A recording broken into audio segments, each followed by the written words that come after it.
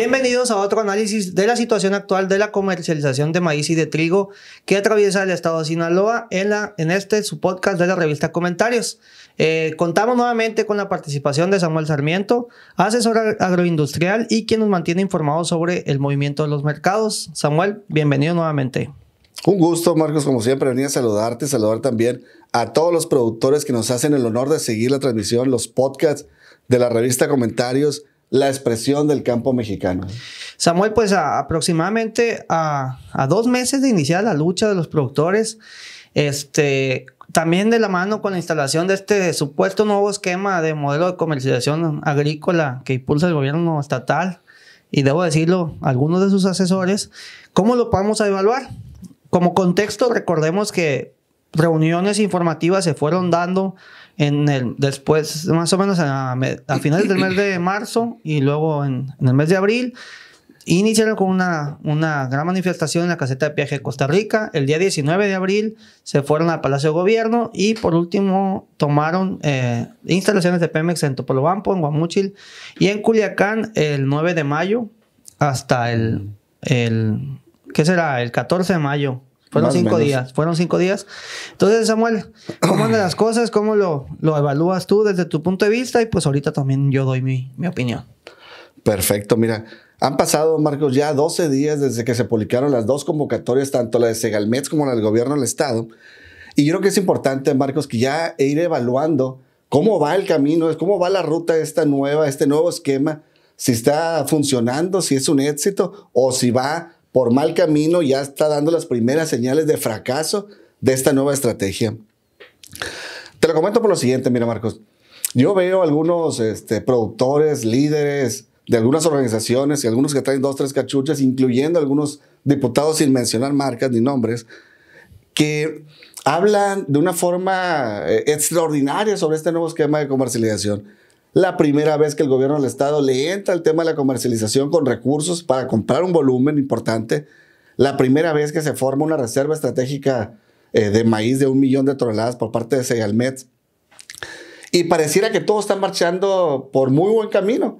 Sin embargo, veo por otro lado, Marcos, a algunos productores que todos los días se manifiestan en las redes sociales, en los grupos que tenemos de WhatsApp, donde están manifestando muchas problemáticas que están encontrando en este nuevo modelo, este nuevo esquema de comercialización, y por eso creo que es importante ya empezar a medirlo. Ya pasaron 2 semanas desde que se publicaron las convocatorias y es importante empezar a medir si el esquema de comercialización va por buen camino, lleva algunos indicios de éxito o lleva ya algunos indicios de fracaso. Y para mí el referente más importante, Marcos, va a ser no las 2 millones de toneladas que ya tienen un precio asegurado de 6,965 pesos y que con mucha dificultad los productores ahorita están batallando para registrarse en ese esquema, sino las 4 millones de toneladas, ese 67% del volumen son el indicador, Marcos, de cómo va la estrategia de comercialización. Es decir, muy sencillo. Si estas 4 millones de toneladas, Marcos, se venden a precios muy similares a los que se están vendiendo las que estaban programadas por Segalmex, es decir, a precios cercanos o similares a 6,965 pesos, entonces eso va a ser un indicador de que la estrategia pues es un éxito. Claro.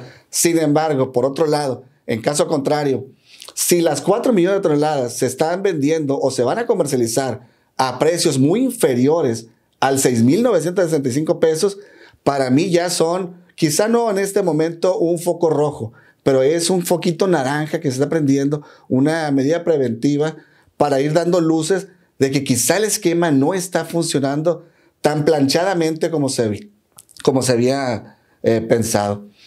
Hay que recordar, Marco, para contextualizar, que una de las principales empresas que se lleva casi 1 millón de toneladas de maíz de Sinaloa, como lo es Cargill, sí. Ahorita Cargill está ofreciendo precios de 4,600, 4,700 pesos por tonelada. Y es un jugador muy importante. Cargill no respetó, por decir así, este supuesto acuerdo que había de $61 de base, ¿no, Samuel? Al final de cuentas están ellos ofreciendo $43 de base, ¿no? Efectivamente, precisamente porque en el diseño de la nueva estrategia de comercialización, Marcos, a Cargill, como al resto de los compradores, los grandes compradores, Maseca, Minsa, entre otros, no se les tomó en cuenta Ni siquiera se preocuparon, Samuel, para diseñar la estrategia. Y es por eso que Segalmex implementó $61 para la base, lo consensuó con los productores, pero no con el que te iba a comprar, y por eso Cargill ahora viene a una base de $43 más o menos, y está dando un precio ahorita de 4,600 pesos. Y no es cualquier jugador, Marcos. Estamos hablando de que de esas 4 millones, Cargill potencialmente se puede llevar 1 millón de toneladas. Y 1 millón de toneladas vendidas a un precio de 4,600, 4,700 pesos, pues implica la quiebra para muchos productores. Y ese es, Marcos, para mí el indicador más importante. ¿Cómo están llegando esos grandes compradores, los primeros compradores, que lo que va a definir si la estrategia de comercialización es un éxito o es un rotundo fracaso? Por más innovadora que nos la quieran plantear. Que tampoco fue una cosa muy innovadora, que digamos, y tan no es innovadora como que las páginas web para inscribirse en el esquema está caída, no jala, mucha gente la deja fuera, la rechaza, así que tú digas, agarraron muy buenos programadores o sí, están innovando, pues tampoco, ¿no? Y hago un pequeño paréntesis, Marcos, mira. Este esquema de comercialización está diseñado para 2 millones de toneladas. Al menos es la negociación que se obtuvo después de la reunión con el secretario de Gobernación. Pero no hay que perder de vista, Marcos, que las convocatorias, las dos convocatorias, tanto la de Segalmex como la del gobierno del Estado, solamente hablan de 1,5 millones de toneladas. Es decir, falta una nueva convocatoria para otras 500,000 toneladas que tentativamente quizá la publiquen el próximo mes de junio. Oye, Samuel, no sé si lo viste, pero en estos días, creo que el lunes, habló el presidente en su mañanera sobre este esquema y de que ya se estaba atendiendo a los productores agrícolas de Sinaloa. Dijo que el tema de la compra de 1 millón de toneladas, solamente dijo 1 millón de toneladas, no sé si no esté bien enterado, se le chispoteó o no sé. Y dijo que pues también al productor de Sinaloa se le estaba apoyando con fertilizante. Entonces, para él, el tema está cubierto, ¿no? Pero preocupante que diga que 1 millón de toneladas, ¿no? Acuérdate que es el anuncio que él hizo en su gira aquí por Sinaloa. Él habló de 1 millón de toneladas que iba a comprar Segalmex. Después en el discurso se ha dicho que se va a comprar hasta 2 millones de toneladas. Pero ahorita en estos momentos las dos convocatorias solamente hablan de 1 millón de toneladas, hasta 1 millón de toneladas por parte de Segalmex y hasta 500,000 toneladas por parte del gobierno del estado. Seguimos, Samuel, haciendo esquemas o programas con la pura voz, con la pura lengua, dijera el otro. Ese es el problema, pues. Está el gobierno del estado junto con el gobierno federal y algunos líderes de las organizaciones están queriendo pues inventar el hilo negro, inventar el agua tibia, inventar la rueda. Pues cuando esto ya tiene 200 años el esquema de la agricultura por contrato y ha funcionado. Lo he comentado en varias ocasiones, Marcos. En estos momentos debería estarse preocupando no solamente por resolver el tema de la comercialización, sino estar viendo también ya en vísperas de lo que viene hacia adelante. El 23-24. El 23-24, acuérdate que el 8 de septiembre se entrega el proyecto de presupuesto de egresos de la Federación. Okay. Y si ese día la Secretaría de Hacienda, cuando va a la Cámara de Diputados, no entrega un presupuesto robusto para eventualidades como estas donde el mercado no te da, pues vamos a estar hablando de los mismos temas en las mismas fechas el próximo año. Que no sería lo deseable, ¿no? Que aquí no queremos sería. variarle un poquito los temas. Y por otro lado, Marcos, mira, ahorita no solamente debemos estar viendo el tema de la comercialización de estas 4 millones de toneladas que están fuera, sino estar viendo también para adelante, aprovechar esas negociaciones con el secretario de Gobernación cuando las vayan a tener. Ya es que estaba una reunión programada para esta semana, entre miércoles y viernes, sí, que finalmente, según la declaración del gobernador, mandó al secretario de Gobernación. No sabemos qué tiene que ver el secretario de gobierno del estado cuando podría haber mandado al secretario de Agricultura y Desarrollo Rural y Ganadería del estado, junto con los líderes de las organizaciones. Pero no solamente tenemos que estar viendo la coyuntura de estas 4 millones de toneladas, Marcos. En estos momentos es un buen momento para sentar las bases, Marcos, para que en vísperas del presupuesto que se va a entregar por el Poder Ejecutivo el día 8 de septiembre a la Cámara de Diputados, vaya un presupuesto robusto que garantice un precio vaya redundancia de garantía, sí, para medianos productores de maíz. Que le dé certeza. Que le dé certeza a la cosecha de los estados con agricultura comercial. Si en estos momentos, Marcos, tuviéramos un precio de garantía para medianos productores de hasta 50 hectáreas y máximo 600 toneladas de los 6,965 pesos, la comercialización estuviera resuelta. Porque para eso sirve el precio de garantía. Necesitamos trabajar en dos bandas, Marcos. Una, el esquema de agricultura por contrato, que ya lo hemos comentado, que cuando las coyunturas internacionales le den al productor un buen ingreso, como afortunadamente fue los últimos 3, 4 años, pues hay que aprovechar las bonanzas del mercado internacional y vía cobertura proteger el ingreso de los productores. Pero cuando en la coyuntura, como en este momento, en el mercado internacional se ha desplomado, el maíz alrededor del 30%, el trigo alrededor del 40%, pues hay que tener una salvedad, un salvavidas, que es el precio de garantía para medianos productores, pero ya formalizado, no estarlo gestionando en el camino. Es decir, iniciar el ciclo 2023-2024, el del siguiente año, iniciar ya con un precio de garantía para medianos productores de estos mismos 6,965 pesos, pero estar jugando en dos bandas junto con la agricultura por contrato. Ese esquema funciona. Estados Unidos, lo hemos comentado mucho, tiene 200 años participando en este tipo de esquemas. Y cuando no les da el mercado, ahí está la Farm Bill que lo saca adelante. Haciendo un paréntesis, hoy estamos grabando en un viernes 26 de mayo.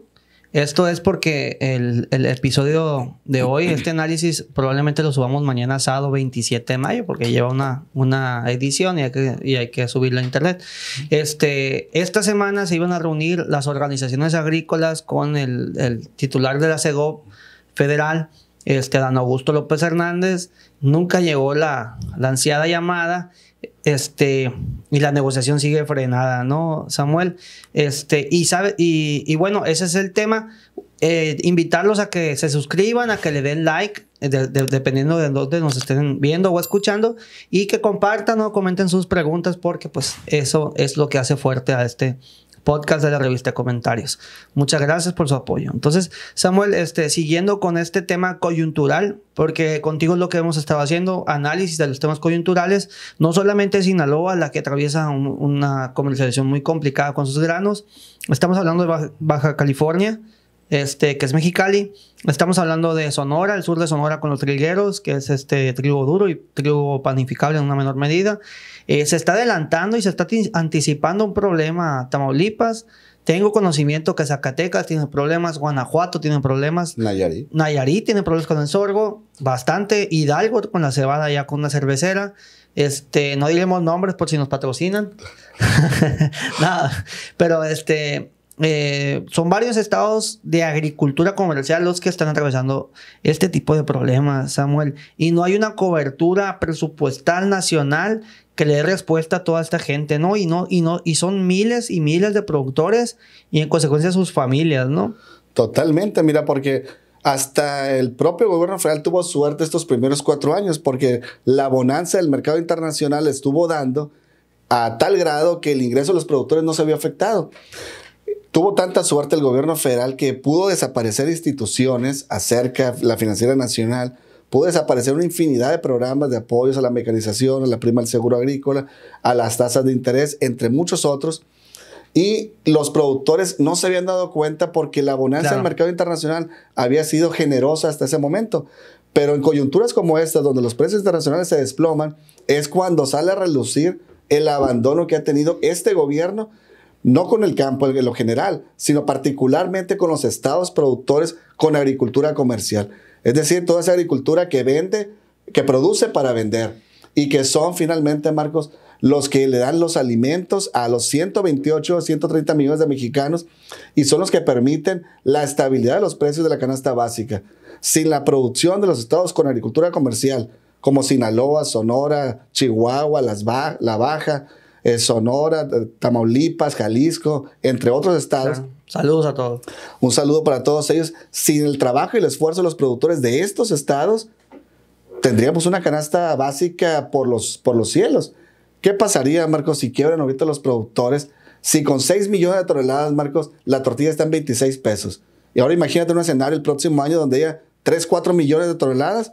Ahora imagínate el precio de las tortillas. De 45, 50 pesos lo vamos a ver y va a ser normal completamente.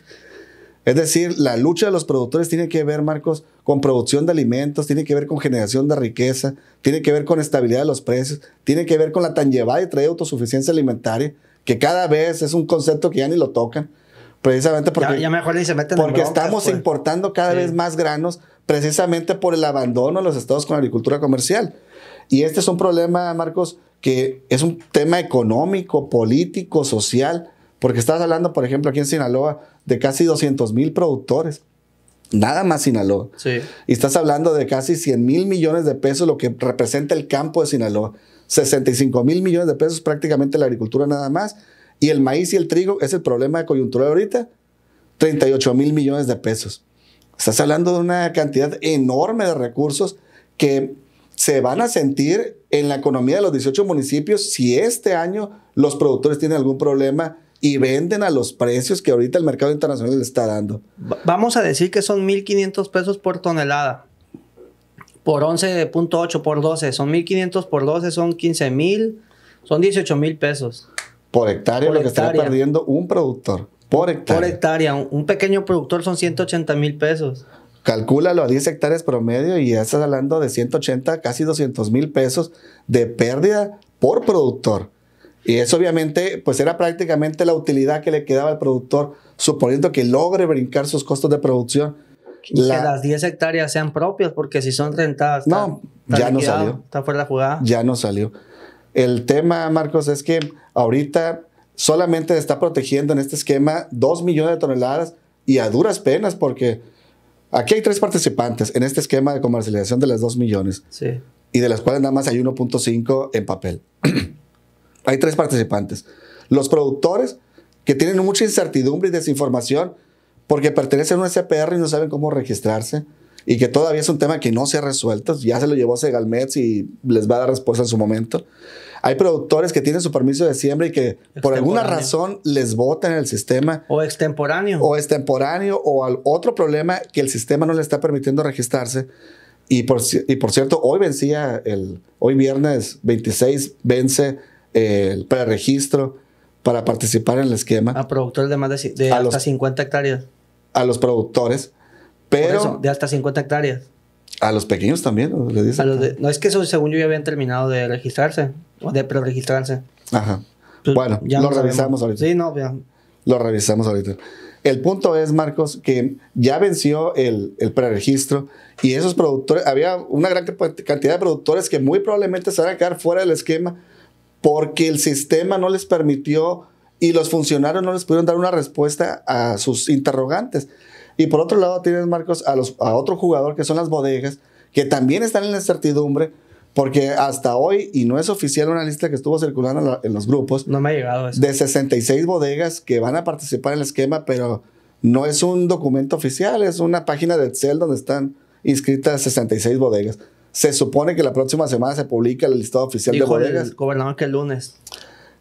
Vamos a ver si, ojalá que sí ya lo publiquen. Pero estamos hablando, Marcos, ya de 2 semanas. Eso te da una muestra, Marcos, de lo improvisado que está el esquema. Es decir, están resolviendo en el camino. Es lo que yo te decía. Pues. Junto con la convocatoria, debió haberse publicado las bodegas que van a entrar al esquema. Y hago un paréntesis que me recuerda un punto muy importante de las convocatorias.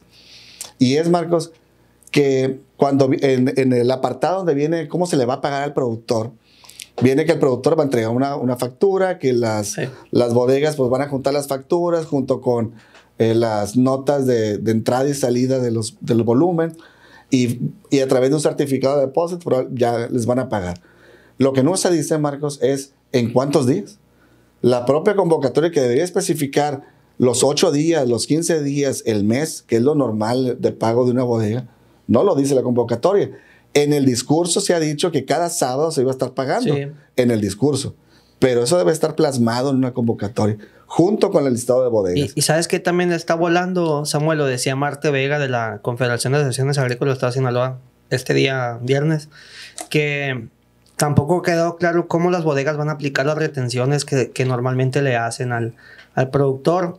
Me imagino que en retenciones se refiere al impuesto predial rústico y sus derivados, pero también pues estos costos normales de resiva de grano y del tratamiento, del secado y impurezas y toda esa clase de cosas, ¿no?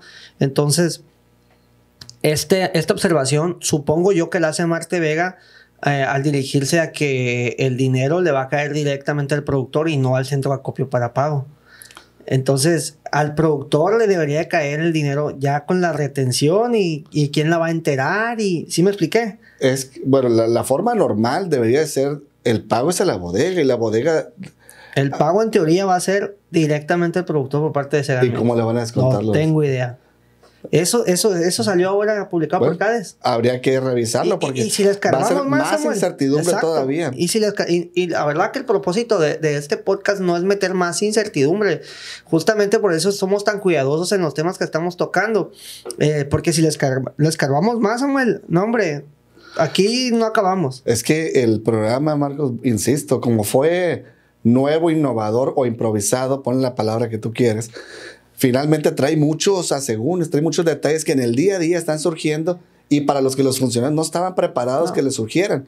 Ese pago directo a los productores sería una complicación para las bodegas, porque lo normal es que las bodegas que son intermediarias entre los productores y los compradores, el comprador pecuario o industrial le paga a la bodega y la bodega hace retención de todo lo que le haya...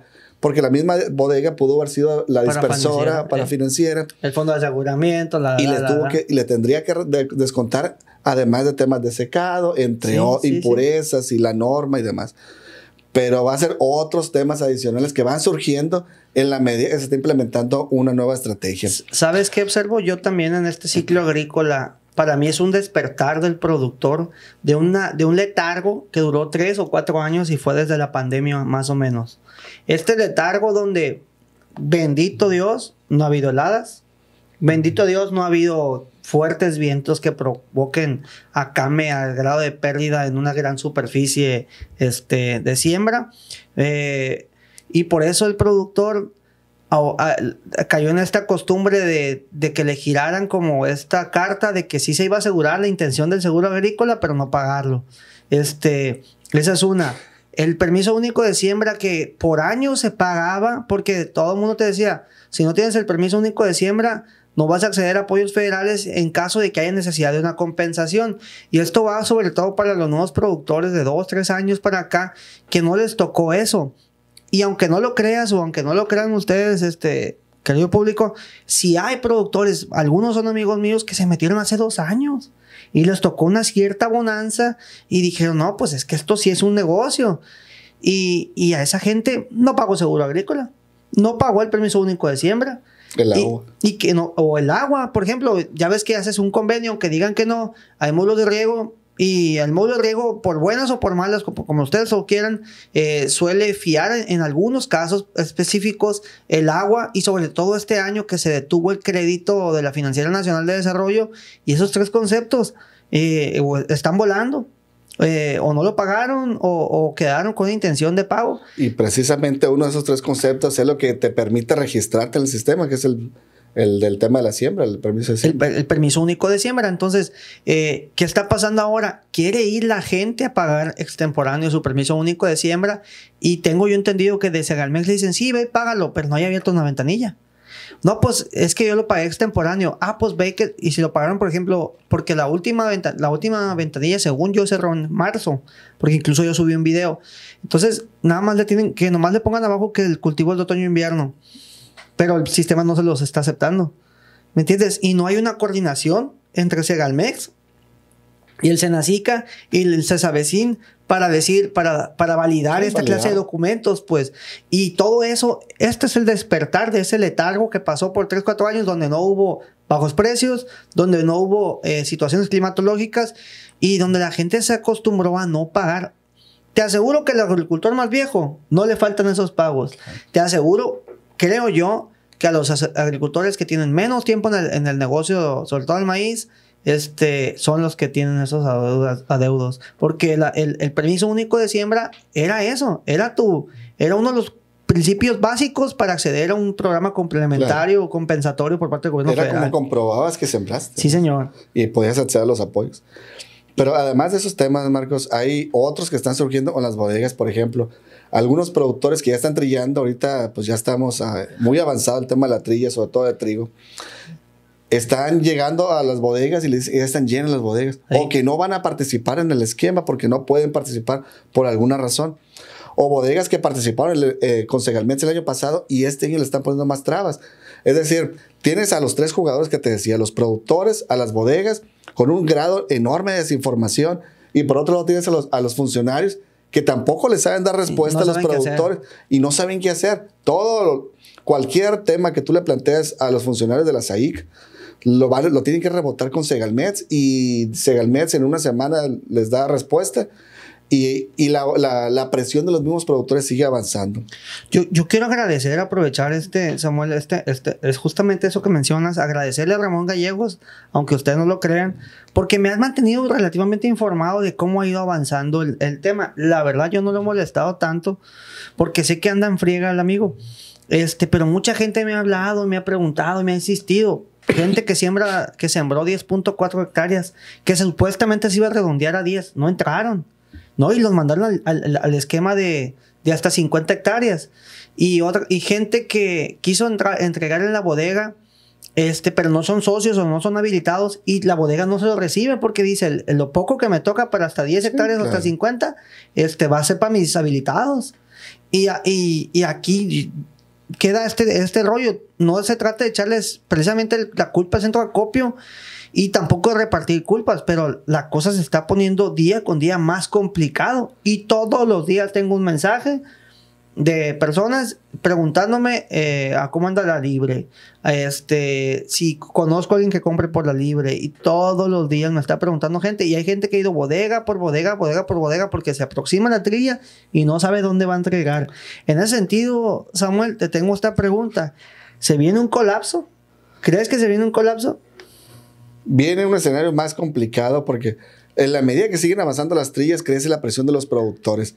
Y como todavía hay mucha desinformación, Marcos, y esos son, Marcos, los que están en el esquema, el 1.5 millones de toneladas que están en las dos convocatorias.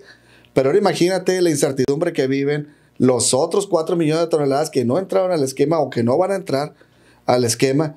Pues toda esa mezcla de asegúnes, de detalles que van surgiendo en el día a día, en este nuevo esquema, esta nueva forma de hacer las cosas. Por eso, Marcos, urge que se forme una comisión permanente en la que estén involucrados de seguimiento al esquema de comercialización, donde estén involucrados, Marcos, los productores, los líderes de las organizaciones, los dos niveles de gobierno, el gobierno del Estado y Segalmex. Y si tú quieres, también súmale algunos diputados locales. Qué difícil lo veo, ¿eh? Porque esa comisión, Marcos, pudiera tener las facultades de darle seguimiento y de ir valorando cómo va funcionando esta estrategia y de ir resolviendo el día a día. Porque estos solamente son algunos problemas los que estamos comentando, pero debe haber, sin lugar a dudas, muchos más a los que los productores están enfrentando y que necesitan que alguien les dé respuesta, y que sea una respuesta oficial y no solamente en el discurso. Pero me gustaría reiterar, Marcos, que es muy importante que se empiece a formar ya una comisión permanente de seguimiento y evaluación de la estrategia de comercialización. Porque finalmente, Marcos, alguien le tiene que dar seguimiento puntual a los asegúnes que van surgiendo en el día a día y que vaya resolviendo todos esos problemas que estamos comentando, y que se tenga la interlocución entre los productores y las instituciones, el gobierno federal, el gobierno del Estado, para que les dé una respuesta pues, que satisfaga a los productores que están en el esquema. Porque si esa incertidumbre, Marcos, viven los productores que van a entrar al esquema, digo, ahora imagínate la incertidumbre que viven todos aquellos productores de esas 4 millones de toneladas que van a vender a precios de mercado y que están viendo todos los días que el mercado internacional se está desplomando. Esta semana, afortunadamente, el maíz subió $19, pero no se espera que esa coyuntura permanezca. Sigue siendo un volado, ¿no? Sigue siendo completamente un volado. Y ahorita el mercado internacional da $5,200 pesos. Algunas, Cargill, por ejemplo, decíamos que está pagando $4,600, $4,700 pesos. Pero por cuando tonelada. dices 5,200, 5,000 y feria, es porque estás considerando una base de $61, sí, ¿no? Como lo planteó Segalmex. Porque pero que no lo está respetando los compradores. es que yo tengo esa duda. Ese acuerdo, ¿eso sí fue un acuerdo? ¿O fue una oferta? Porque según yo entiendo, fue una oferta que los productores rechazaron y se quedó sobre una oferta, pero no lo hicieron oficial. No, oficial no hay nada. Ahí está. De hecho, no, ese $61 quedó en la negociación entre Segalmex y los productores sin considerar a los compradores. Pero eso realmente, si así lo quieres ver, está en el aire completamente. O sea, ni los $61 de vaso estaban amarrados. No estaban ni siquiera amarrados, pero porque volvemos al mismo punto, Marcos. No se puede construir un precio de los productores sin considerar al eslabón que te va a comprar. Y en este caso, los únicos avances, Marcos, que se han dado, por ejemplo, el caso del trigo, que parece que hay una luz ahí en el panificable, es precisamente porque se sentaron a negociar con los compradores, con los industriales. Lo mismo tiene que pasar en el caso del maíz. Si es que se le quiere ver alguna luz en el camino a esta estrategia, no para las dos que ya tienen un precio, sino para el 67% del volumen, esas 4 millones de toneladas que están fuera del esquema y que van a ser, insisto, el indicador del éxito o del fracaso de la estrategia. No sé. El precio que se esté vendiendo ese volumen, Marcos. Veo complicado que armen un esquema donde el productor, las 4 millones de toneladas, alcancen los 6,265 pesos. ¿Mediante qué esquema? Pues el industrial no le va a meter. Esa lana no la va a meter el industrial. El asunto es que, como lo platicábamos anteriormente, Marcos, el esquema que se está trabajando por parte de Segalmex y el gobierno del Estado es un esquema costoso e ineficiente. Ajá. Que no resuelve más que una pequeña parte, una tercera parte. El volumen marco son 6 y la estrategia incluye solamente a 2 millones y nada más comprar el grano son 14,000 millones. Nada más la compra del grano. Más, súmale otros 3,000 millones de pesos, más o menos, de un almacenaje de 6 a 12 meses, de costos financieros y de la estrategia de movilización al centro sur del país. Porque acuérdate que Segalmex no compra para vendérselo a la industria. Segalmex compra para sus programas sociales y para la nueva reserva estratégica. Que todavía no sabemos cómo transformar el maíz, ¿no? que hay que ver esa duda. Pero esa estrategia, Marcos, de proteger 2 millones de toneladas, es decir, una tercera parte del volumen, te está costando 17,000 millones de pesos. En caso contrario, si hubieran optado por darle un apoyo directo al productor de 1,500 pesos para las 6 millones de toneladas, saldría 9,000 millones de pesos y proteges al 100% del volumen. Es decir, la estrategia se siguió y ya no va a haber más porque lana difícilmente van a conseguir. La estrategia que siguió es muy costosa y es ineficiente para impactar el resto del volumen. Otra pregunta, Samuel, y yo sé que tú me la vas a saber responder. Dijeron el viernes pasado que iban a cerrar las fronteras al maíz transgénico que importaron de otros países y que le iban incluso a poner, creo que un arancel del 50%. No me acuerdo cuánto dijeron ahí. Pero ¿hay algo oficial de eso, Samuel?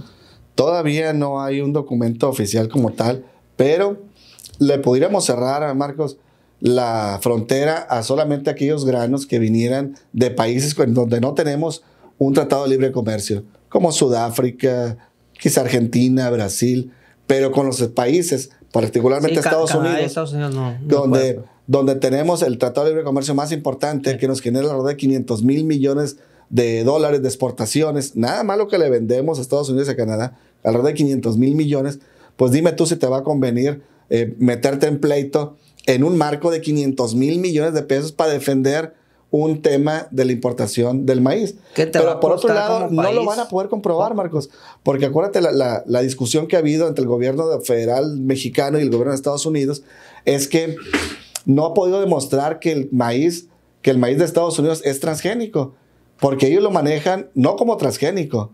El maíz de Estados Unidos lo manejan ellos como genéticamente modificado, que no es necesariamente lo mismo. Es decir, para comprobarle que es un maíz transgénico, nos pudiéramos llevar años en una discusión en los paneles internacionales para poder llegar a demostrarles. Porque el maíz de Estados Unidos, a como ellos lo venden, lo promocionan, es maíz genéticamente modificado, no transgénico. ¿Así lo venden ellos entonces? Y hay una gran diferencia entre una cosa y otra. O sea, con ese tema, ellos han podido exportar maíz blanco para acá. y tienes al principal productor del mundo de maíz que te produce una tercera parte de todo el maíz que se produce a nivel mundial y lo tienes a 800 kilómetros de tu frontera.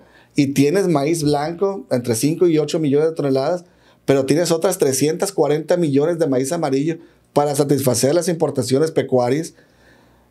Difícilmente vamos a cerrar fronteras o nos vamos a pelear por un capítulo pequeño en el Tratado de Libre Comercio que nos deja 500 mil millones de pesos por un pequeño capítulo que es el tema agropecuario. Por eso los países desde hace 30 años que entramos el primer tratado, los países, particularmente México, por la gestión y la presión de las organizaciones, se crearon los programas, las instituciones, porque se sabía que los granos iban a ser el sector perdedor. Finalmente fueron el sector perdedor y se creó Acerca, se creó Procampo, se crearon los ingresos objetivos, se crearon una serie de andamiaje que este gobierno los eliminó y que los productores difícilmente se dieron cuenta hasta esta coyuntura donde el mercado internacional se desploma. Y despertaron. Y del letargo que yo te decía. Exactamente. Y ya no encontraron ni Acerca, ni encontraron los apoyos pecuarios, ni encontraron el apoyo a la exportación, ni encontraron el apoyo que antes se le daba a la industrial para que viniera a Sinaloa a comprar. Porque el industrial no es su negocio es maximizar la ganancia. Claro. Y ahorita es una coyuntura de mercado donde si antes ganaban ciertos márgenes con 7,000 pesos por tonelada, pagándole al productor 7,000 pesos, ahora sí le van a pagar en 4,600. No, muchachos. Imagínate el margen de ganancia que tienen los industriales. Y antes había esos apoyos institucionales que le hacían indiferente vía apoyo, vía subsidio al industrial para que viniera a Sinaloa a comprar. Hoy todo ese andamiaje institucional no existe y ahora por eso es que precisamente el presidente no se quiere sentar con los industriales. ¿De qué manera los va a incentivar a que vengan a Sinaloa a comprar a 6,965 pesos cuando el mercado está en 5,200? Dime tú dónde estaría la lógica económica o financiera del industrial sin un apoyo institucional como antes lo sabían. Pero además te digo, tienes dos opciones. La estrategia errónea que tomó Segalmex de comprar maíz, 2 millones de toneladas junto con el gobierno del estado, y hablas de 17,000 millones y proteges una tercera parte. Y por otro lado, hubieras tenido un subsidio directo al productor donde proteges el 100% del volumen y te cuesta 9,000 millones de pesos. Dime tú en qué cabeza de genios cupo la idea de meterle a comprar y ser un participante más del mercado cuando es costosa e ineficiente esta estrategia y estás dejando volando 4 millones. ¿Será esa la molestia del industrial, Samuel, que el gobierno federal se metió a quererles competir? Tiene coherencia, ¿no? Yo creo que pudiera tener una cierta lógica, pero para mí la lógica de que el gobierno federal ahorita no quiera sentarse con los industriales es precisamente porque no tiene ese andamiaje institucional para poderlo incentivar y que venga a Sinaloa. ¿Qué le va a ofrecer el gobierno federal para que venga el industrial pudiendo importar ese maíz directamente de Estados Unidos? A la fecha sigue persistiendo ese tema en todo lo que va de la cosecha. Saliva y atole ya ha entregado mucho. Ya se le empachó al productor, pero ahora querer empachar también a los industriales pues está complicado. Porque los industriales pues son empresarios que van a maximizar su ganancia y que no se van a creer las buenas intenciones de la próxima semana, te digo. Y la próxima semana. ¿Sabes a quién también están empachando? Al acopiador. Al acopiador lo tienen hasta el copete. Porque le pasan la bronca de los registros y el acopiador no tiene por qué hacer eso. Y mucha gente quiere virar este tema al coyote o al acopiador, como le quieren llamar. Y la verdad es que simplemente forma una parte más de la cadena, pues. Y todos los eslabones son importantes. ¿Sí? El acopiador juega una función muy importante, que es el almacenaje y conservación del grano durante el tiempo que el comprador te lo requiera. Es decir, pero aquí, más que buscar culpables, Marcos, de cuál de las partes, aquí para mí solamente hay un responsable y es el gobierno federal. Ese mismo gobierno federal que prometió precios de garantía y que no dijo, sí, pero para la mitad del país nada más. Es decir, para los pequeños allá productores del centro y del sur. Él habló de precios de garantía y eso incluía, si eres presidente de la República, eres presidente de los 128 millones de mexicanos y de los 7 millones de productores del país. No eres presidente para el México del sur y hay un vacío de poder para el centro norte. Si se hubiera cumplido, Marcos, esa promesa Acuérdate, incluso hay un video por ahí marcado donde el mismo presidente en campaña dijo 7,000 pesos por tonelada. Y la coyuntura en ese tiempo, Marcos, nada más para recordarlo y contextualizarlo, era donde el mercado estaba en 4,200 pesos. Sí. Y él hablaba de 7,000. Ahorita la coyuntura es que los productores piden 7,000 porque eso es lo que vendieron de acuerdo al mercado internacional el año pasado. Pero ahora el gobierno federal pues se hace a un lado y solamente está utilizando esta estrategia que, insisto, es costosa y es ineficiente porque no resuelve el problema total. Aquí no puede haber, Marcos, dos campos. Un campo de los ejidatarios, un campo de los pequeños propietarios, un campo de los chicos productores, de los medianos y de los grandes. Aquí en Sinaloa tenemos que verlo como un problema de todos los sinaloenses, porque la economía del Estado se va a ver impactada en sentido positivo o negativo de acuerdo a lo que le pase a los productores. Acuérdate que casi el 12% de la riqueza de Sinaloa la generan los productores de alimentos. Si a los productores les va bien, a la economía del Estado le va bien, pero si a los productores les va mal, no solamente se va a ver resentida la riqueza de nuestro Estado, sino también la cantidad de los alimentos, la calidad, los precios. Es decir, es toda una efecto dominó donde tú le pegas al campo y le vas a pegar a la industria, al acopiador, a los servicios financieros que fueron los que prestaron los recursos, a las agencias de carros y de tractores y que no van a vender refacciones, insumos, semillas. Y eso es directamente en el círculo primario del productor, incluyendo los fondos de aseguramiento y los centros de acopio. Pero esos van a impactar al resto de las fichas, al sector comercio, al sector turismo, a la industria en general. Es decir, mueves la agricultura en Sinaloa e impactas el resto de los sectores económicos. Por eso es importante, Marcos, dejar de distinguir o dejar de elaborar estrategias. Es que estamos protegiendo a 13,000 productores que son los pequeños con el primer 1,000,000 de toneladas. Sí, pero son 27,000. Y aunque protejas 2,000,000 de toneladas, vas a proteger más o menos entre 15 y 18,000 productores. Pero estos 8,000 productores, 9,000 que te van a quedar fuera, te producen el 60% del volumen. Si tú proteges a los pequeños productores, jalándole la cobija y descobijando a los grandes productores, lo que están haciendo es resolver el problema social. Sí. Pero lo vas a convertir a costa de devastar la productividad del campo de Sinaloa. Porque estos grandes productores y los medianos, y muchos chiquitos también que se lo van a llevar entre las patas. Que se lo están llevando, Samuel, porque al final de cuentas llevamos 15 días, 20 días trillando y no les han pagado 6,965 por su cosecha. O sea, ojalá al día de hoy eso no se ha cumplido, es la realidad, pues. Y ojalá, Marcos, que esos 13,000 productores que incluye la estrategia en el primer 1,000,000 de toneladas de Segalmex, realmente se puedan registrar los 13,000 productores, porque se hablaban de 9,000, al menos el último conteo, de 9,000 productores que ya estaban registrados. Pero todavía incluyendo a esos 13,000 productores, te queda una buena parte de productores por fuera. Y en ese sentido, Marcos, necesitamos verlo como un solo campo. El campo de Sinaloa y el campo mexicano es uno solo. Aquí no debe haber distinciones. Mira, te platico lo siguiente. Desde hace 20 años, y este tema no es nuevo, estos ideólogos de la Ciudad de México y de izquierda, sí, que actualmente gobiernan y que en su momento eran funcionarios o tenían otras posiciones políticas, desde los últimos 20 años se ha estado insistiendo mucho. Es que los productores de Sinaloa se llevan el presupuesto de comercialización.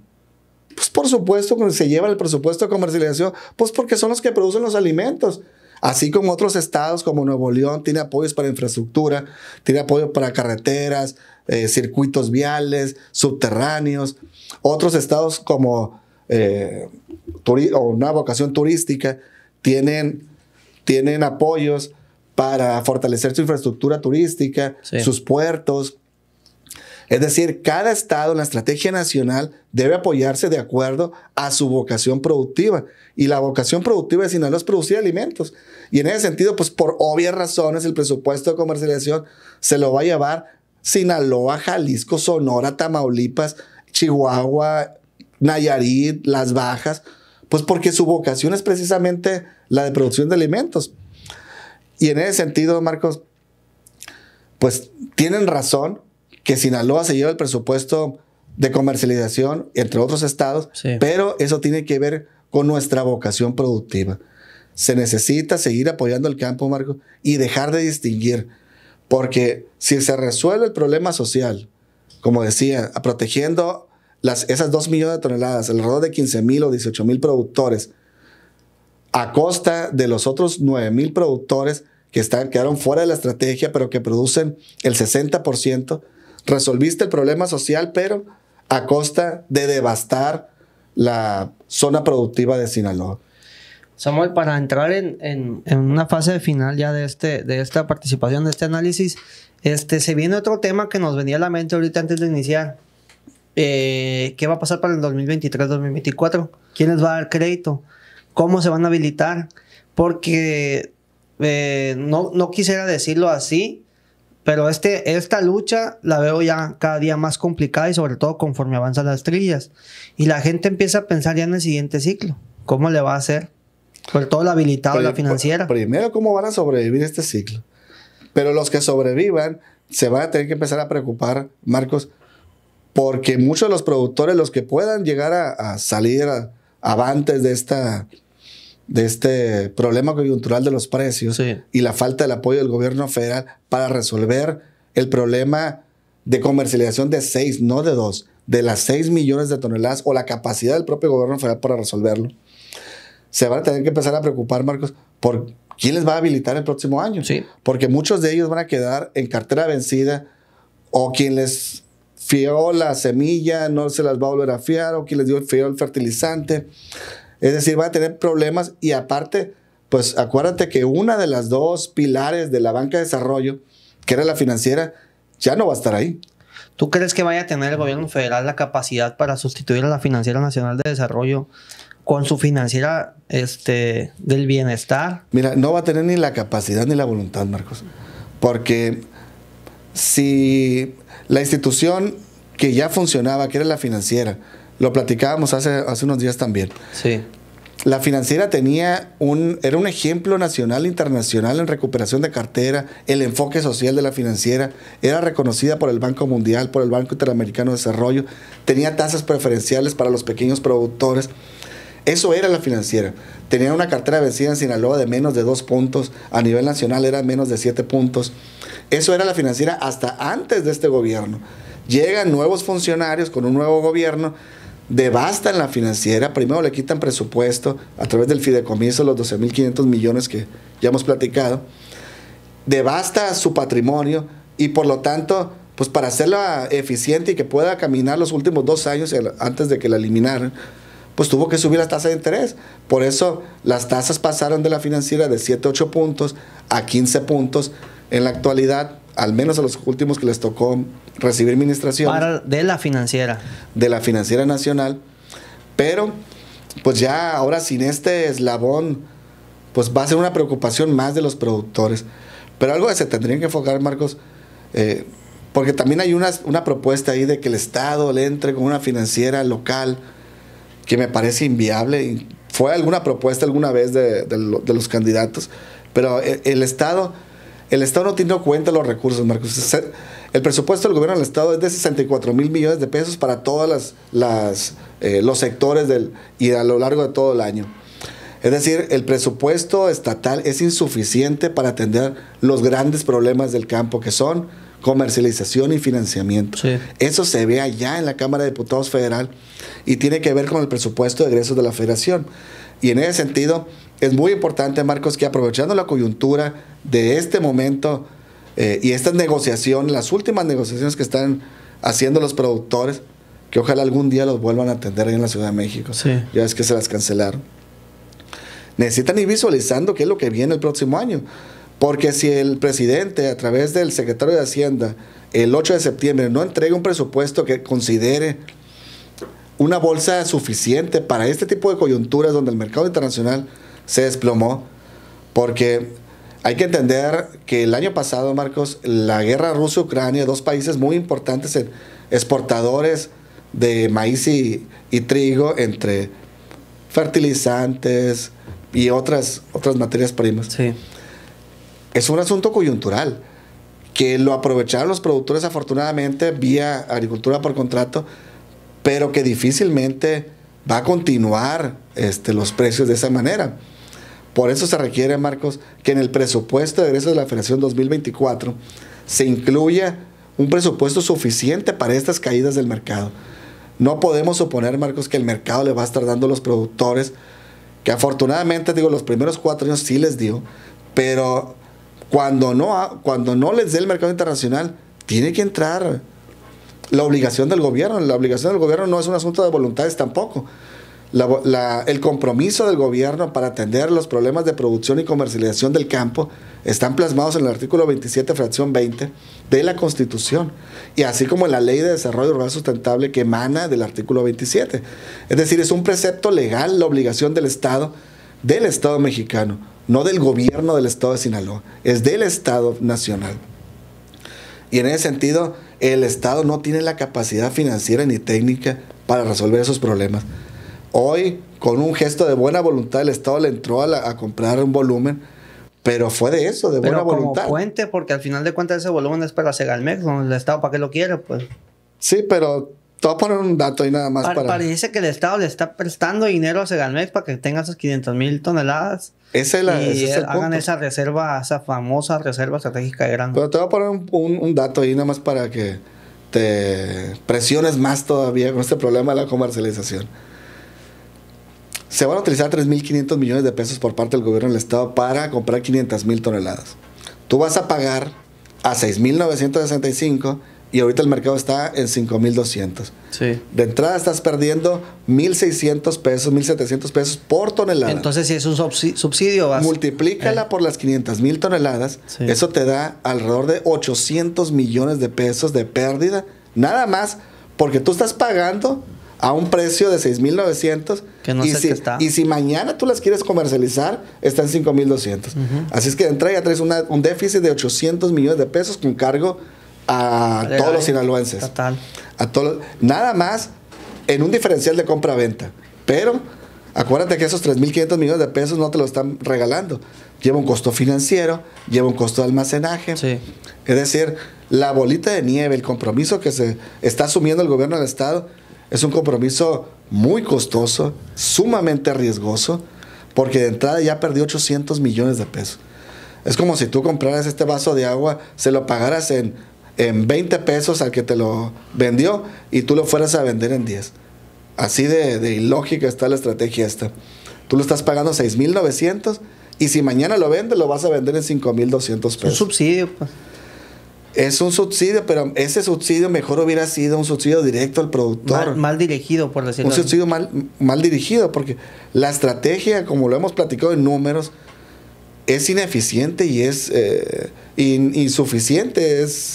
Está destinada al fracaso la misma estrategia de comercialización.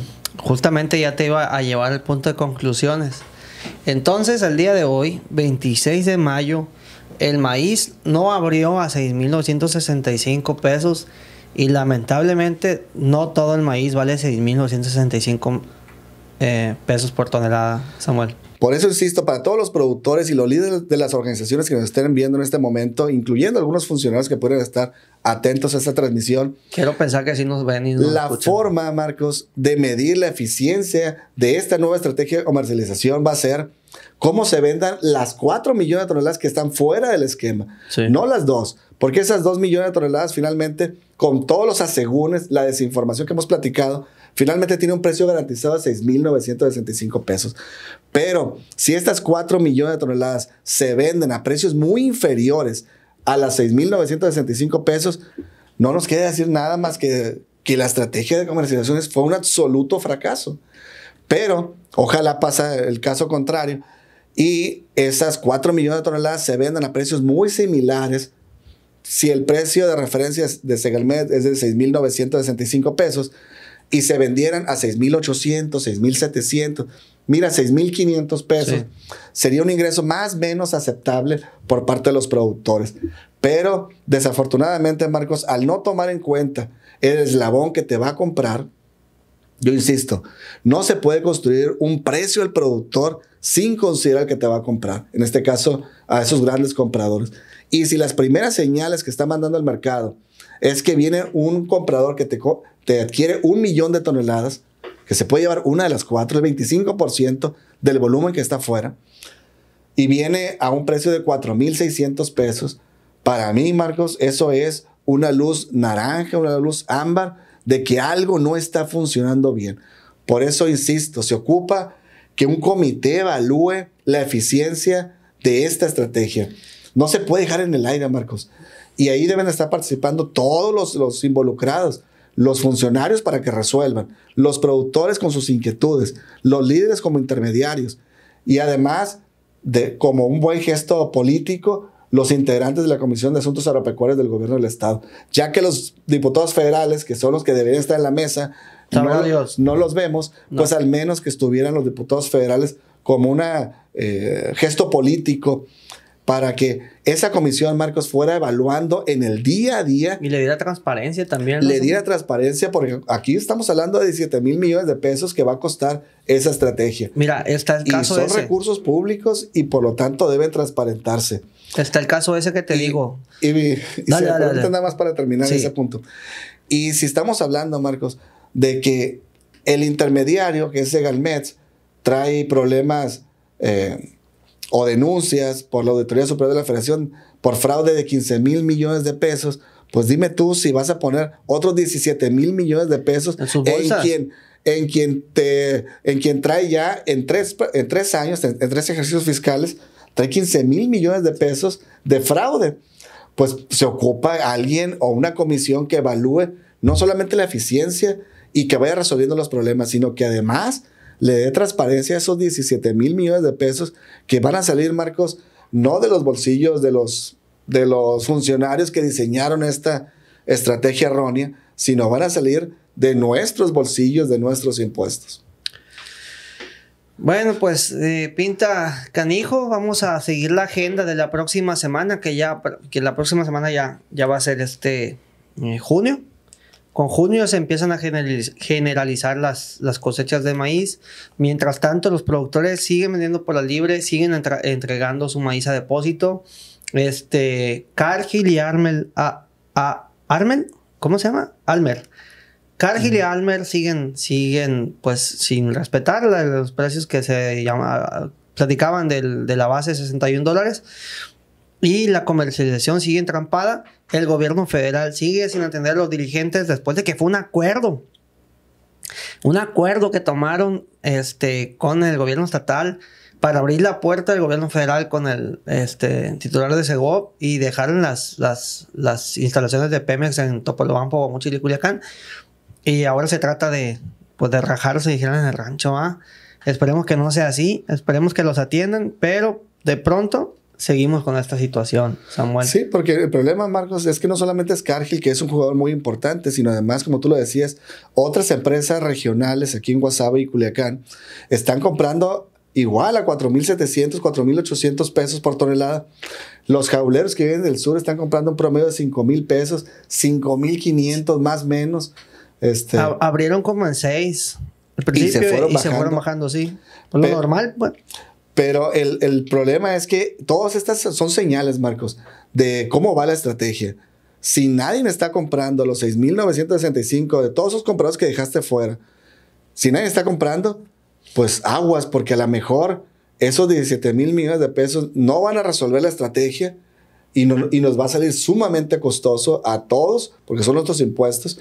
Nos va a salir muy costoso la implementación de esa ocurrencia de algunos líderes, porque fue una ocurrencia completamente el comprar el maíz, cuando salía más barato proteger la totalidad del volumen, como ya lo hemos dicho, con un subsidio directo, en lugar de entrarle Segalmex como un comprador más, porque incluyendo cuando Segalmex saque ese grano, va a distorsionar nuevamente el mercado. Acuérdate que ahorita está cosechando Sinaloa, pero luego viene Jalisco, sí, y luego vienen otros estados, y van a seguir produciendo maíz a lo largo del año. Y se supone que esos estados como Jalisco o Guanajuato también entran en los esquemas de precios de garantía. Ellos también le venden a Segalmex, se supone. Todo el país le vende a Segalmex. Pero Segalmex no puede en su momento sacar ese grano y volver a distorsionar el mercado, resolviendo a un estado y perjudicando al resto. Y en ese sentido, Marcos, urge la conformación de una comisión que evalúe la eficiencia de esta estrategia de comercialización. Bueno, pues esa es una muy buena conclusión. Ojalá la formaran. Creo que es una buena propuesta. A mí me gustaría, obviamente, digo, yo soy un medio de comunicación, llevar directamente casos de gente que se ha comunicado conmigo, que tiene la confianza de mandarme un WhatsApp, por cierto, 6674-291919, y me hace preguntas sobre registros, sobre el ejemplo que te dije de esta familia productora de 10.4 hectáreas, que no la dejaron ingresar al esquema, y mucha gente, y para no meterle más ruido, mejor no digo los ejemplos porque parece historia de terror, ¿no? Con esto nos despedimos, Samuel. No sé si tengas algo más que agregar. Pues un gusto, como siempre, platicar con todos nuestros amigos productores, tratando, Marcos, de clarificar algunos temas que están en el aire, tratando de proponer algunas ideas en el análisis de la información de lo que estamos observando todos los días en este problema de comercialización, tratando de aportar información, conocimiento o algunas propuestas, como es el caso de la comisión que platicamos ahorita. Y este es el objetivo de este tipo de podcast.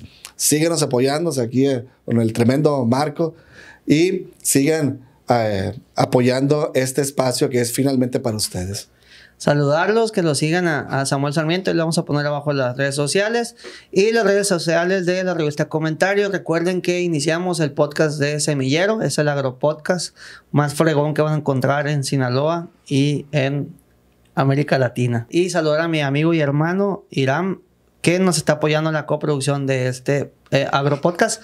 Muchas gracias, Marco Díaz, Samuel Sarmiento. Esperamos tenerlo aquí nuevamente con mejores noticias, Samuel, porque ya se está cansando la gente también de lo mismo, pero nos culpa de nosotros. Pero es lo que hay. Es lo que hay.